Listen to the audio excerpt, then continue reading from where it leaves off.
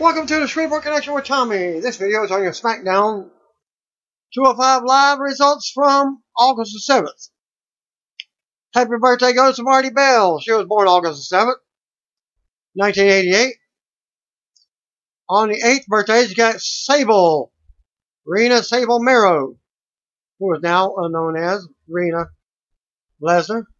She was born 1967.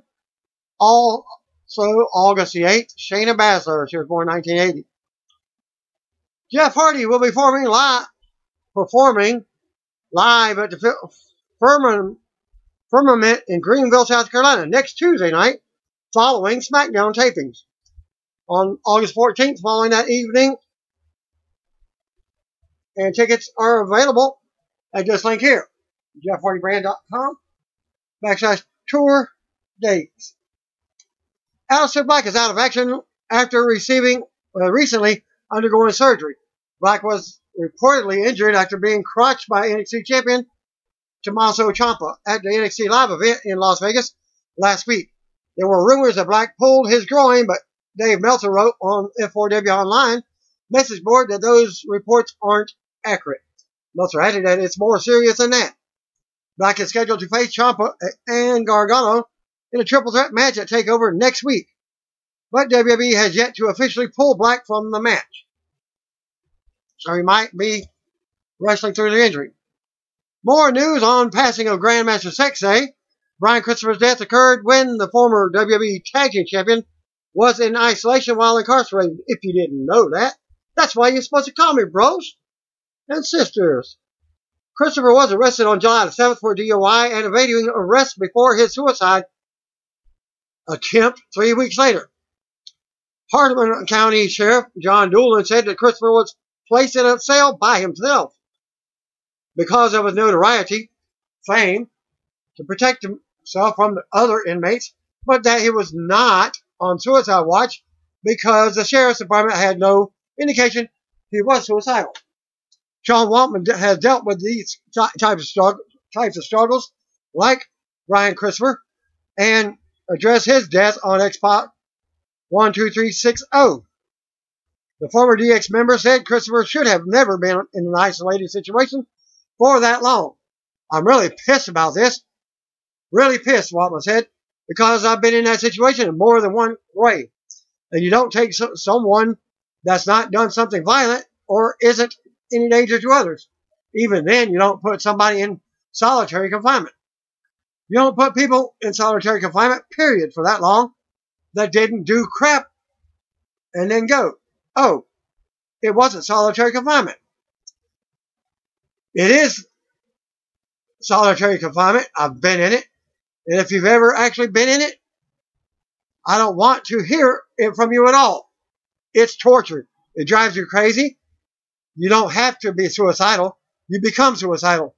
You stay in there with no one to talk to, staring at the walls for that long. That'll drive anybody insane.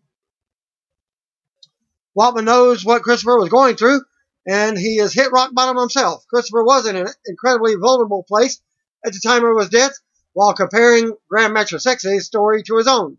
Waltman expressed his love for Christopher and spoke about his unique character away from the ring. I've been there, and I've hung myself, and so I know. I have a pretty good idea of where Christopher was, and it's just about the worst place you could ever imagine. Not only are you in the lowest possible place, but you die that way. You never come up out of it. I love Christopher. I was tight with Brian in WWE. He was crazy as heck, no doubt. But if you knew him like I did, you would know he's a real wonderful guy. The Tennessee Bureau of Investigation has launched an investigation into Christopher's passing. However, Jeff Rosenblum, an attorney with experience in cases where inmates sued prisons for injury or lack of care, said the Lawler family, and should demand an independent review. Christopher's father, Jerry the King Lawler, spoke to Memphis' Fox 13 News, Zach Crenshaw, briefly about the investigation into Christopher's passing, saying, there may be more to this than meets the eye. As Lawler said, he was asked by the TBI not to discuss any information in the case because it's still ongoing. Of course, they want to keep it hush-hush to protect them as well. Well, Hall of Famer Hulk Hogan and former WWE Divas champion are both backstage from SmackDown in Orlando. Caitlyn posted this backstage photo with Big E, while WWE Performance Center recruit Nasser Aruwaya posted a photo with the Hulkster. Go to that one. Hogan was recently instated into the WWE Hall of Fame, while Caitlyn is set to return to the company at tomorrow night's Mae Young Classic tapings. They both live in the area and could be just visiting at tonight's taping. I'll keep you updated and go to that video for the Hulkster and Nasser. And, well, The Rock was actually targeted by animal rights activists this week for the crime of taking his family to the Georgia Aquarium.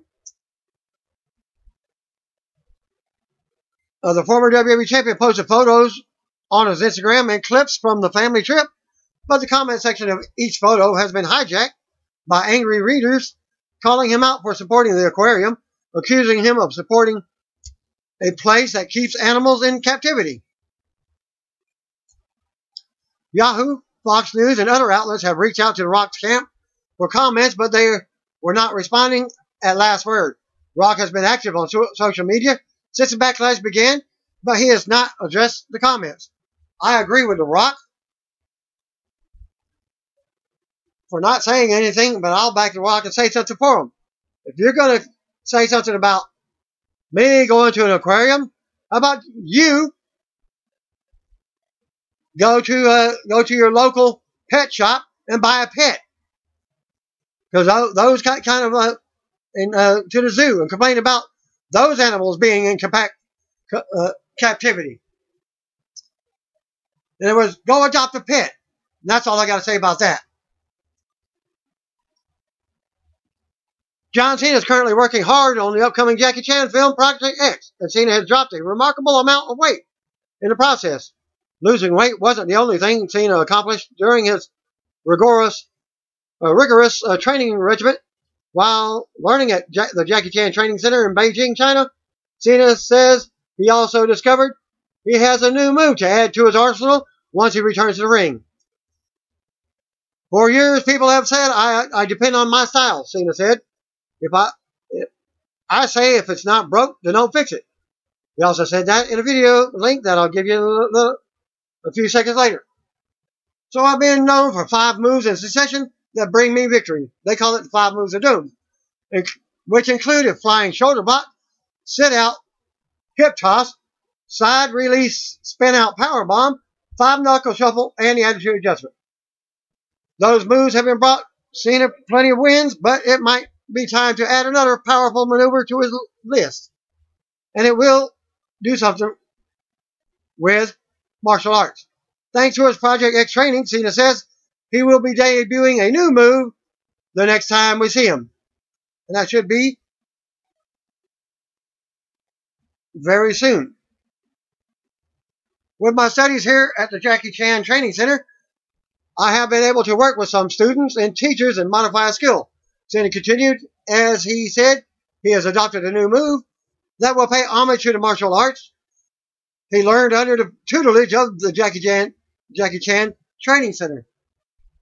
Cena touted his new move, powerful nature, and Chinese influence, and some that he will be proud of to debut. Not only is this a new maneuver that has a true foundation in Chinese culture, which I am very proud of because I'd love to pay respect to my experience here, as Cena said. But the new move is extremely powerful, so I'm excited to debut something that I've learned here. So maybe I can take a piece of my Chinese experience back to the ring. Cena is scheduled to wrestle again at the upcoming Raw Live event at the Mercedes-Benz Arena in Shanghai, China on September 1st. Also appearing for that event, Roman Reigns, Ronda Rousey, Seth Rollins, Braun Strowman, Sasha Banks, and Finn Balor. It'll be Cena's first match since defeating Triple H at the Greatest Royal Rumble in Jeddah, Saudi Arabia this past April. Cena has also been announced for the WWE Super Showdown in Australia in October. And video can be seen in this link. Sami Zayn revealed on Twitter that he underwent a second torn rotator cuff today.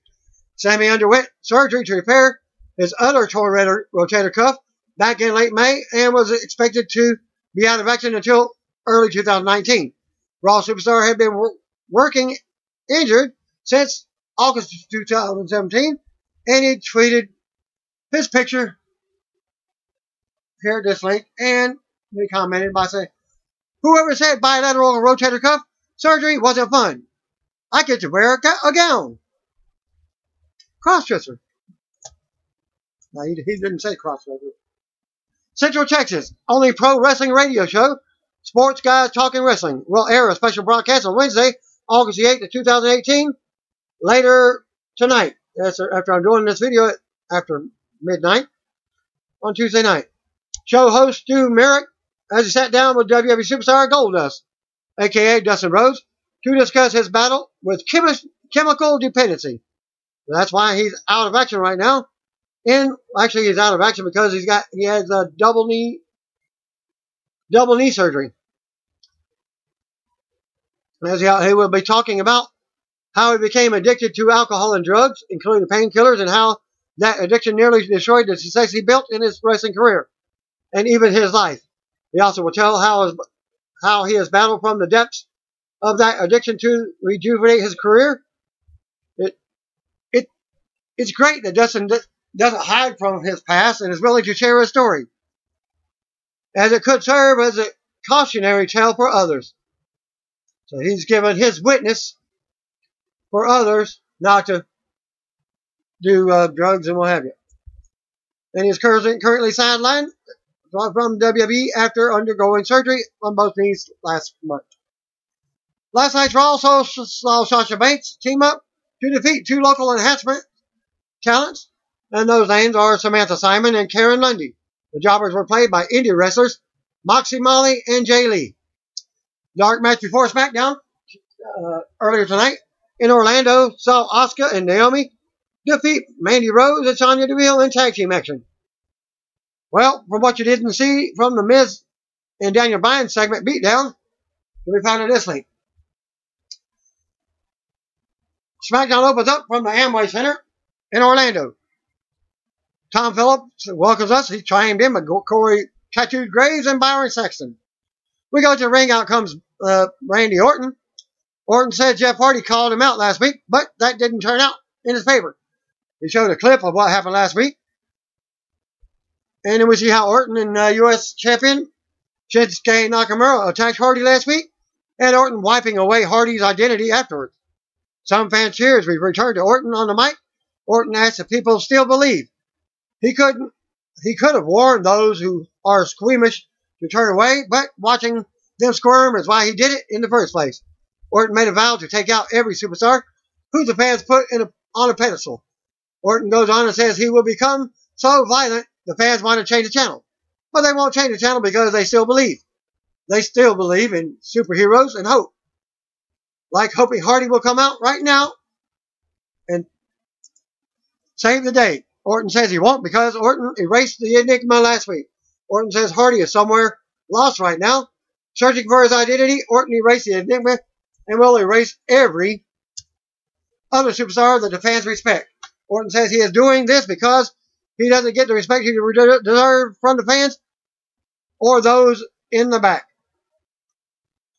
Orton talks about starting out as one of the youngest in WWE, becoming a young WWE champion, the youngest champion ever, and then going on to find big success.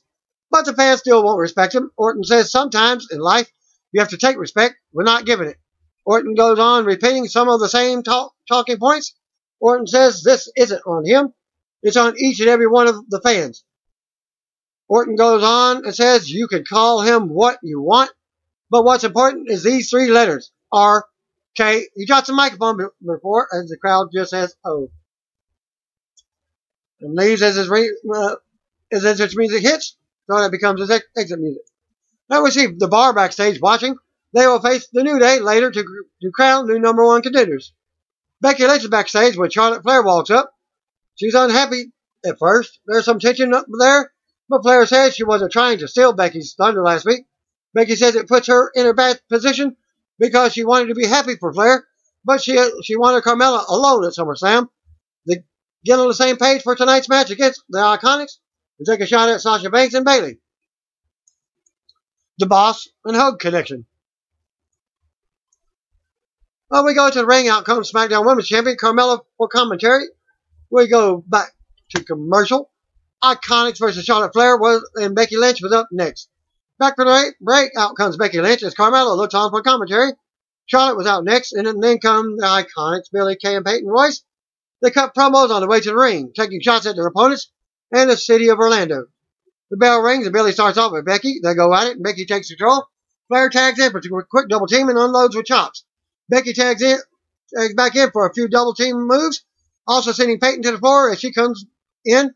Becky goes for a disarmer on Billie, but she scrambles to the floor thanks to Royce headbutting her outside the ring. Flair tags back in and launches herself over the top rope, taking out both opponents on the floor as Flair stands tall. As Becky poses in the corner, we go to commercial.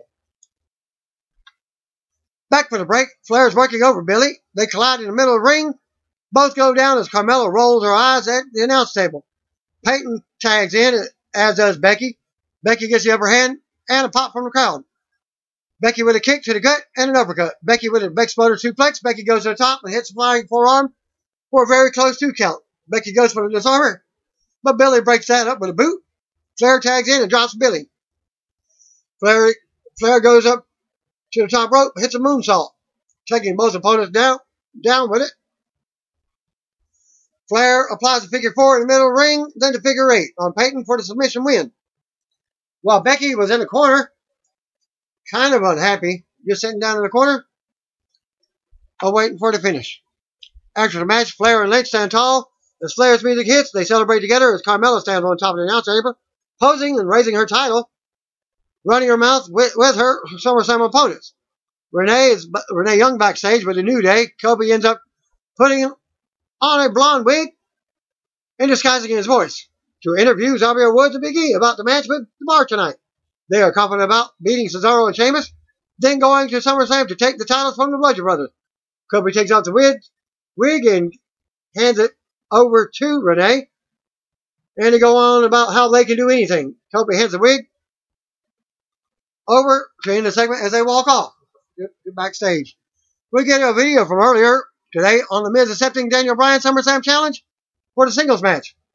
Supposedly, taped earlier, Bryan will have an exclusive interview later on. AJ Styles is backstage walking. He will return tonight to address Samoa Joe back to commercial. Back for the break, we see Charlotte and Becky backstage discussing their win.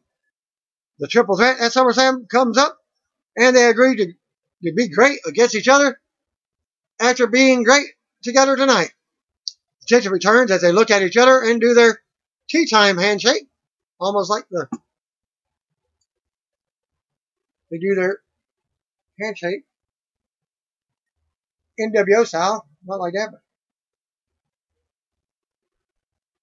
the announcers show us video from last week's Samoa Joe promo, sending a personal message to AJ Styles. We go to the ring. Out comes AJ Styles, the champion, as Greg Hamilton does the introduction. AJ hits the ring and the fans chant his name as he takes the mic. AJ talks about how a lot goes on inside the ropes, and sometimes it gets personal. He says Joe made it personal last week when he talked about AJ's family. AJ says he wants to be one of the greatest WWE superstars for his family, but that doesn't make him special, as we all make sacrifices, and he's a real man. AJ talks about how he misses some family things while on the road. He just celebrated 18 years with his wife the other day, but his wife was basically a single parent because he can't be there. We see Joe backstage watching and smiling as he kind of agrees with that statement. AJ talks about how we're supposed to give kids what we want, but we didn't have growing up. AJ says what pisses him off is Joe knows his family and has known them for a very long time. Well, this became the house that AJ Styles built. He talks about how they came up together. Someone says Joe threw all that away in a matter of seconds when he brought up the family last week. AJ says he's not going to let Joe get his hands on the title. AJ says, screws that. Joe won't walk out SummerSlam with the title, and he will be lucky to walk out at all. Period. As AJ walks off with his music playing, and we see Joe backstage watching again, smiling and laughing at AJ. Still to come segment, the finals of the SummerSlam Tag Team Tournament. Well, he must have been saying, well, that was a great segment. Did his job. We see Lana backstage warming up. Rusev appears and says Lana was right last week. He should be more supportive. Rusev says he will be out there in Lana's corner tonight for the rematch with Zelina Vega because this is a happy Lana day. Aiden English walks up and just wants Rusev and Lana to hear him out. He says Rusev can knock him out after that if he wants. He says he did not mean to cost Lana the match last week, and they have to believe he had the best intentions from his heart. English says he's here to say he's sorry. Rusev says, fine, we forgive you. As he just walks, he looks at him just like, in that segment.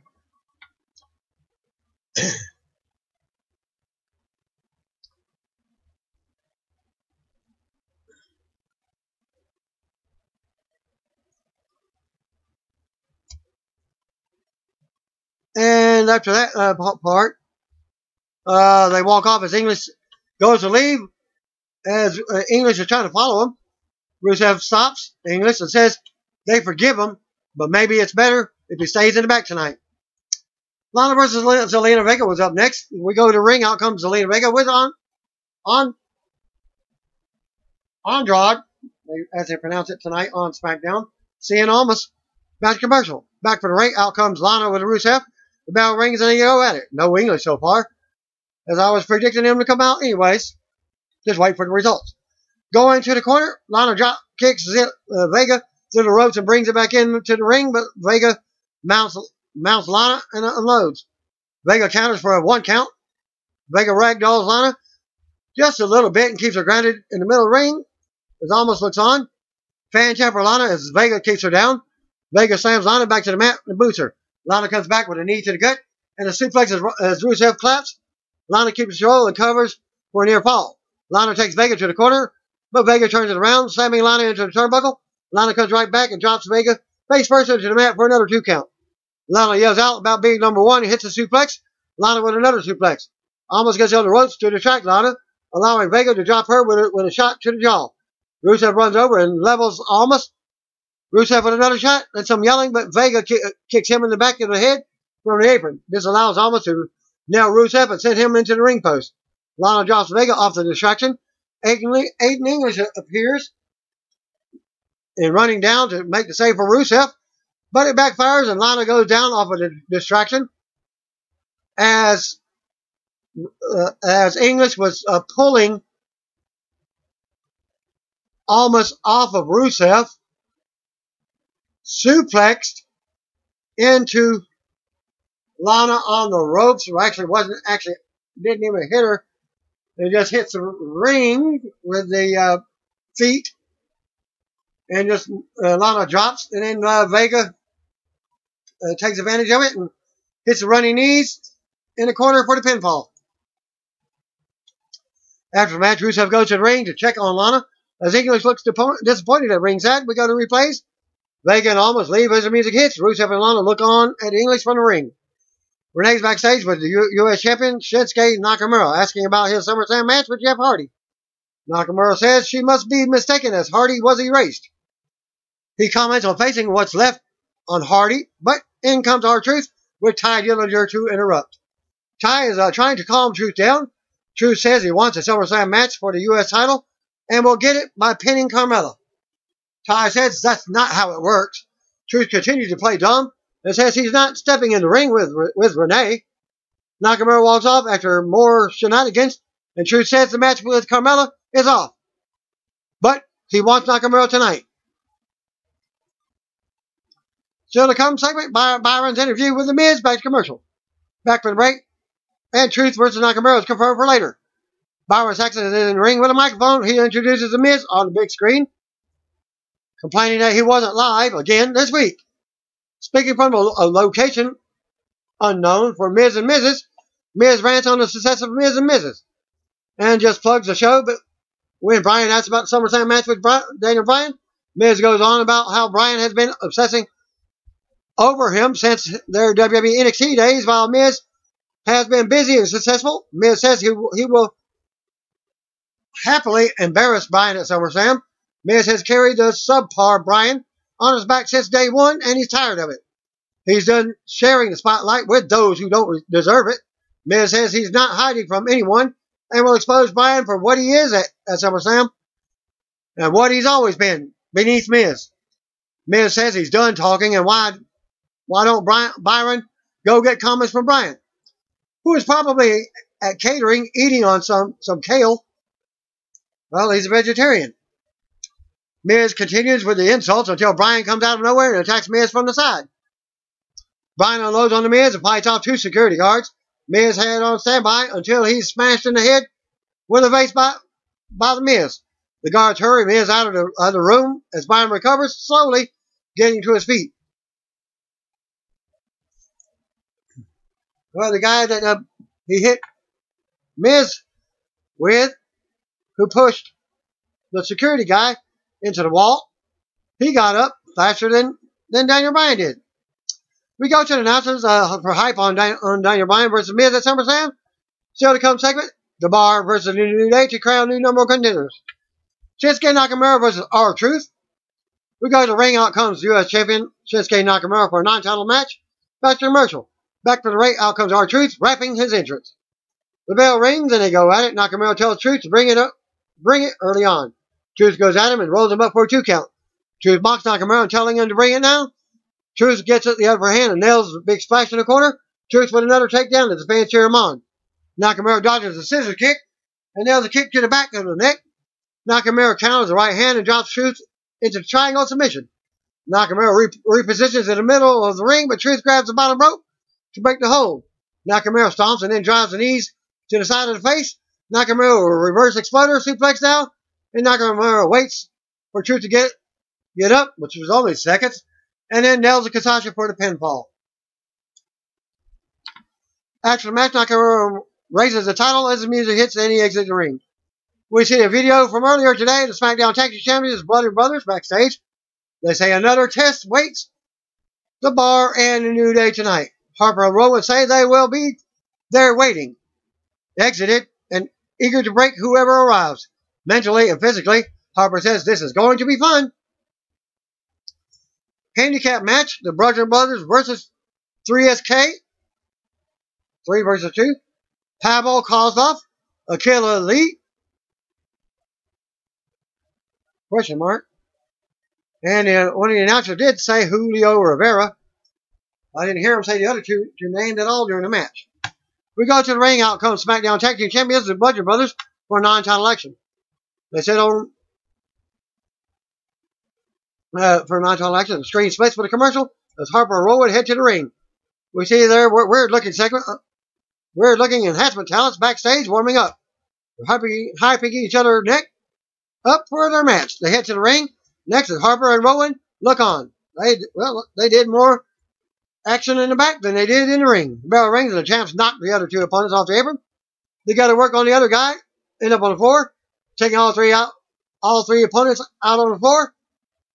They slam one guy, and then body slams the other guy on top of him, and then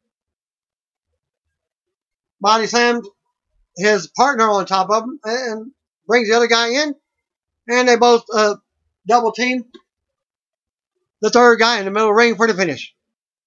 After the match, Harper and Rowan stand tall with the titles as the music hits. I think the whole match may have been 2 minutes. We should have just called this a 3-minute warning match. Announcers then go over to the SummerSlam card. For so far, they also announced later on another match. SummerSlam Tag Team Tournament Finals, The Bar versus the New Day, which is your main event. We go to the ring. Out comes The Bar, Cesaro and Sheamus. Back to commercial. Back to the ring. Out comes the New Day. The winners will get the SmackDown Tag Team title shot at SummerSlam.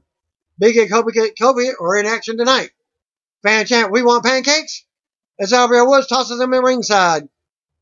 Cesaro starts off with Big E. Big E gets the upper hand, and the fans chant, New Day rocks. Cesaro looks to take control, but Big E drops him with an elbow. Kobe tags in for a double team and gets a 2 count. Kobe counters the shot and drop kicks Cesaro for a 2 count. Sheamus tags in and rocks Kobe. Kobe slides out of the move and kicks Sheamus into the corner. Sheamus blocks the move and sends Kobe out to the floor. Woods and Big E check on Kobe at ringside. Sheamus looks on from the ring as we get a replay. Sheamus goes after Kobe and rocks him on the floor again. Sheamus places the crowd for some cheers. Sheamus brings Kobe back into the ring and tags in Cesaro. Cesaro keeps Kobe grounded. Kobe tries to roll Cesaro up, but Sheamus gets the tag. The Bar double team Kobe with a clothesline, and Sheamus covers for a 2 count. Sheamus keeps Kobe grounded again as we go back to commercial. Back from the break, Cesaro is having words with the referee as Kobe is down on the mat. Cesaro shoves Kobe back to the corner, but runs into a boots. Kobe fights back and also rocks Sheamus on the apron. Cesaro catches Kobe, but Kobe slides out. Kobe dumps Cesaro out on the floor. Big E waits for the tag as Kobe crawls, and fans cheer them on. Sheamus tags in and stops the tag. Sheamus misses in the corner and hits the ring post. Big E gets the hot tag. Big E unloads with suplexes to Sheamus. 2 different ones. The fans pop. Big E and dances over Sheamus, doing his swivel hips, Rick Rude style. Cesaro comes in and gets sent back out. Sheamus and Big E go at it. Big E plants Sheamus into the mat and covers for a 2 count. Kobe tags in as Big E scoops Sheamus. Sheamus avoids the midnight hour, and Big E gets sent to the outside. Cesaro tags in and goes at it with Kobe. Kobe hits the SOS, but Cesaro kicks out too. Bar back and forth between Cesaro and Kobe. Big E tags in, but Cesaro doesn't see the tag. Big E goes for the big splash on the apron, but Cesaro rolls out of the way. Big E lands on the floor. Kobe tries to run interference, but Sheamus runs over and hits the senton on the floor, taking out Kobe. The Bar plants Big E into the mat with a double team. Sheamus covers, but Big E still kicks out of 2. Sheamus beats Big E into the corner and tags Cesaro back in for a double team. The Bar with more quick tags now. Cesaro gets a 2 count. Cesaro stops some more on his opponent as we return to commercial. Back for the break. Sheamus is in control of Big E. Sheamus then takes Big E to the top and climbs up, rocking him with big hands. But that's all. Big E fights back, and Sheamus ends up on the mat with a punch to the side of the head. Cesaro tags in and nails Big E with a boot. Cesaro climbs up for the superplex while Sheamus goes to the other corner. Cesaro hits the superplex, and Sheamus follows up with a flying knee drop. Sheamus covers, but Big E still kicks out of 2. Fan shout, this is awesome now as Sheamus works over Big E. Kobe finally gets a hot tag and comes flying in on Cesaro. Kobe unloads and hits a big boom drop. Sheamus pulls Cesaro to safety on the outside. Kobe runs the ropes and leaps out, taking down the Bar on the outside. Woods cheers Kobe on as he brings Cesaro back in. Kobe with more offense and another 2 count as Sheamus makes a save.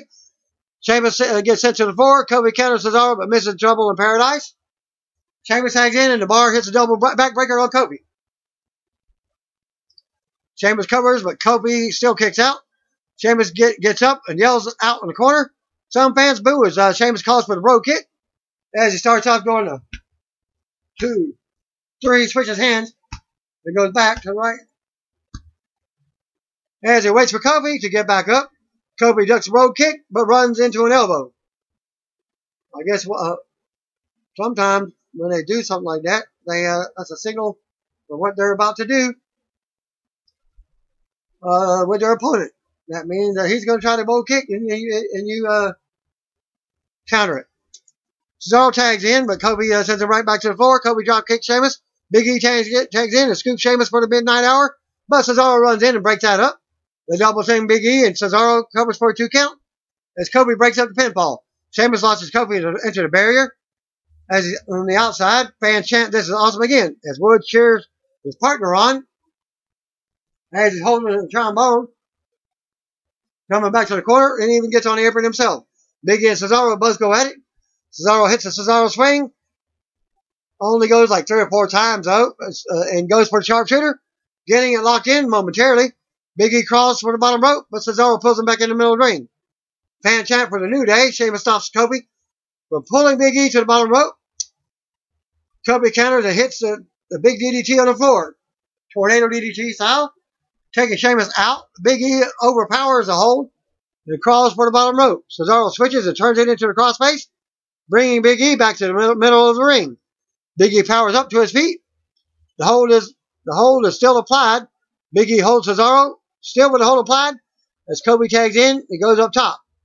And they hit the double team midnight hour on Cesaro, and Kobe covers for the pin and the title shot at SummerSlam. Winners and new number one contenders, the New Day. After the match, Woods hits the rings, and New Day celebrates as fans pop. New Day versus Bludgeon Brothers is now official. As we go to replays, the celebration continues. As you saw, we see the tag team champions. We're watching from the crowd near the concourse. The SmackDown goes off the air with the new number one contender celebrating. As they barely even look in the ring, just let them walk off. 205 Live starts off with Vic Joseph, Mike Nigel McGuinness, and Percy Watson. Welcome to tonight's show. They preview Mustafa Ali versus Hiro Itami and the SummerSlam Cruiserweight title match between Cedric Alexander and Drew Gulak. Kalisto and Les Dorado with Grand Metalik and Tony Nese versus Tony Nese and Buddy Murphy was first match. Dorado with a shot that just seems to annoy Murphy, and Murphy smacks him back. Dorado gets tossed into the corner, and in comes Nese. Dorado with a boot to the face. Hurricanrana dropkick hits, and Nese tags Murphy back in. Kalisto is in there now for the Lucha Party to start. There tries for a DDT, but Murphy holds on. Kalisto was able to use his feet to hit the basement. Rana covers for a 2 count. Comments from WWE 205 Live. No secret here. At WWE_Murphy goes face first into the canvas. Hashtag 205 Live at Kalisto WWE. Nese gets a blind tag, yanks Kalisto off the apron, and goes to work, but clubbing blows to the side of the head. Murphy's back in there. Stomp to Kalisto's back. Kalisto tries to fight back to his corner, but Murphy catches him, tosses him back in, and Nese hits the moonsault off the second rope. Quick back and forth tag between Nese and Murphy, and they continue to keep Kalisto grounded away from his partner. At Total Divas Hats comments on Twitter, at Lucha LD's on fire. Kalisto is able to dodge Nese, who goes out to the floor. Just as Kalisto goes for a tag, Nese pulls Dorado off the apron. Murphy with a German suplex with the bridge, 2 count. Nese tags in. Kalisto almost gets away. Nese has his foot, and Kalisto kicks Nese back into Murphy. Dorado tagged in. He goes to work on both opponents with a bunch of kicks. A Total Divas happens again at Luchador LD and at Kalisto WWE take flight. As they hit dropkick moonsault combo on Nese, pin for a 2 count. Dorado with a super kick, Bronco Buster covers. Murphy is able to break it up. He pops Kalisto right in the mug. Dorado was able to hit a double handspring stunner, sends both superstars out to the floor. Kalisto and Dorado stereo flips out to the floor. Kalisto looks for the Solito del Sol, doesn't connect. Murphy trips up Kalisto out on the outside. Kalisto is distracted from that and ends up getting rolled up for the 1-2-3. Tony Nese and Buddy Murphy by pinfall. Locker room segment. Mustafa Ali, who had a short stay in the hospital over the weekend, is getting ready for his match. 205 Live General Manager Jake Maverick heads in and shows some concern that Ali might be overdoing it and tells him he doesn't have to prove anything to anyone. Ali says he's got this and not to worry. Backstage, Hideo Itami cuts a promo in Japanese and then tells Ali he should have given him respect. Then they show a vignette for Noam Dar, who talks about his injury 10 months ago. He said he initially felt invincible, but realized how things can be taken away from him in an instant. So he trained harder than ever to get back to the ring. Dar talks about losing his last match against TJP and how TJP may have gotten in his head, but he's the supernova and will be ready next time. And we get Noam Dar versus Sean Maluda. Bit of a stalemate as things get started until Maluda hits a spinning kick and then drops an elbow to Dar's knee. Low drop kick to the knee, followed by another low kick to that surgically repaired knee. Maluda goes for the crossbody, but nobody home. Dar hits a running shoulder block and an overhead release suplex. TJP is watching from the back, but is barely paying attention to the match. Dar lines up his opponent, hits a kick to the head for the 1-2-3. At 205 Live, comments your thoughts on this match at Mega TJP. Hashtag 205 Live. No comment back from at Mega 2JP. Winner of the match, Noam Dar by pinfall. Earlier today, Cedric Alexander tells Drew Gulak that as long as the match is one-on-one, Gulak simply can't beat him. Until then, he said if Jack Gallagher is up for a match, he's down for it. At the podium, Drew Gulak says if Alexander wants a match with Gallagher, that's fine with him. Gulak says he's looking to the bigger picture as he wants to create a better 205 Live as champion. He continues that Alexander will tap out when they meet at SummerSlam. Next week, match announced, Cedric Alexander versus Jack Gallagher in a non-title match. Also, Akira Tozawa versus Leo Rush will go down on next Tuesday.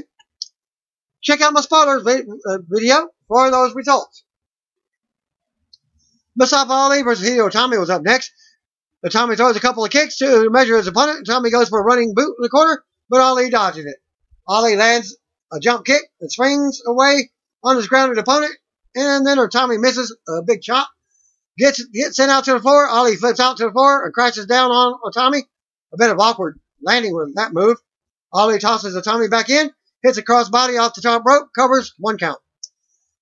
Comments from Total Diva Seps on Twitter at Mustafa Ali WWE. Goes up and over. Ali pausing for a moment. Itami able to drop Ali and stops away at his face. Respect me. Itami yells and ends up getting punched in the face. Ali gets dumped to the floor. Pulls Itami out and chops him in his chest. Itami lands a string of kicks and punches. Referee at a 7 count.